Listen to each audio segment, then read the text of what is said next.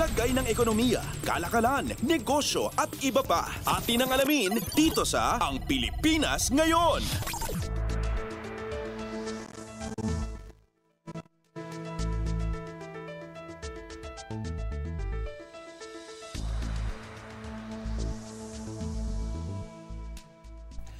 Magandang araw, narito na ang mga nangungunang balita sa larangan ng pagnenegosyo at kalakalan.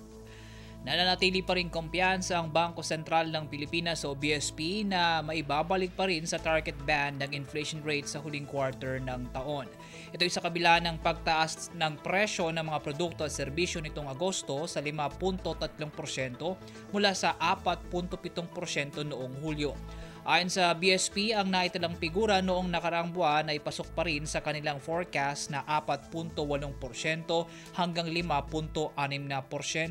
Bagaman inaasahan pa nito ang pananatili ng mataas na inflation sa mga susunod na buwan, bunsod ng patuloy na impact ng supply shock sa presyo ng mga pagkain at mataas na presyo ng produktong petrolyo sa pandaigdigang merkado, tiwala ang BSP na maibabalik pa rin ito sa target band na 2 hanggang 4% sa huling 3 buwan ng 2023. Nahayag din ng Bangko Sentral ang kahandaan sa paglalatag ng mga hakbang upang mapigilan ang paglawig ng price pressures gaya ng pag-a-adjust sa monetary policy kung kinakailangan at pagsuporta sa non-monetary measures ng pamahalaan.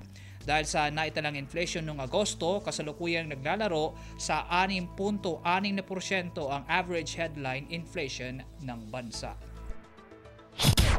Lagay ng ekonomiya, kalakalan, negosyo at iba pa. Atin ang alamin dito sa Ang Pilipinas Ngayon.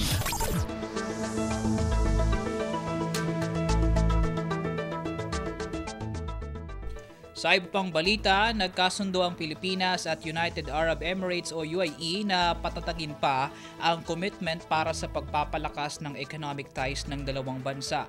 Ginawa ng dalawang bansa ang hakbang sa pagpupulong ni Trade Secretary Alfredo Pascual at UAE Minister of State for Foreign Trade Dr. Thani bin Ahmed Al Zayudi sa sidelines ng ASEAN Economic Community Council meeting sa Jakarta, Indonesia kamakailan.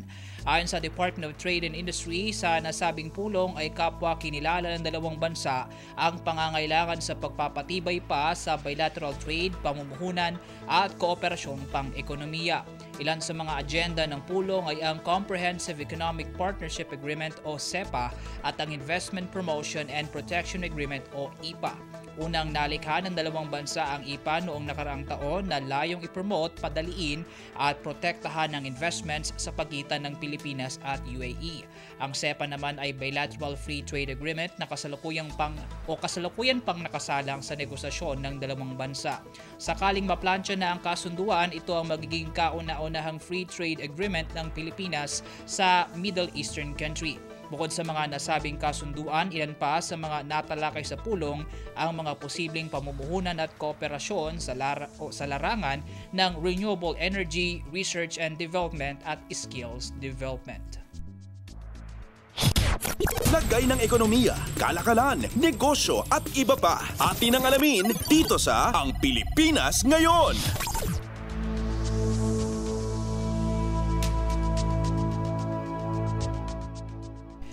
Pinalawig pa ng Energy Regulatory Commission o ERC, Department of Energy o DOE at ng Department of Social Welfare and Development o DSWD ang rehistrasyon ng Lifeline Rate Program o diskwento sa singil sa kuryente hanggang sa susunod na taon.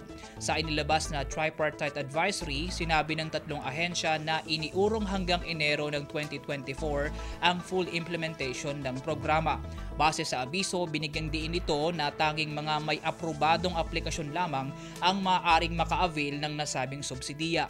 Sa huling tala ng DOE, aabot na sa humigit 47,000 qualified marginalized end users o QMEs ang nakarehistro sa programa, malayo sa lampas 1,000 at 800 rehistradong consumer noong Hulyo. Sa kabila ng pagtaas ng bilang, inatasan ng tatlong ahensya ang lahat ng distribution utilities na palakasin pang lalo ang promosyon sa Lifeline Rate Program at ipagpatuloy ang pagproseso at pagtanggap sa mga aplikasyon.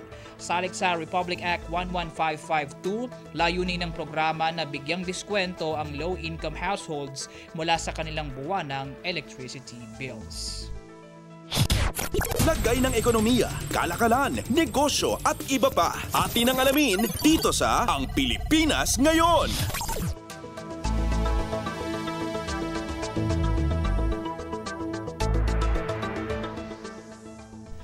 At yan po mga balitang aming nakalap sa larangan ng pagnenegosyo at kalakalan. Para sa Radyo Pilipinas World Service, ako po si Win Peñano. Magandang araw pong muli.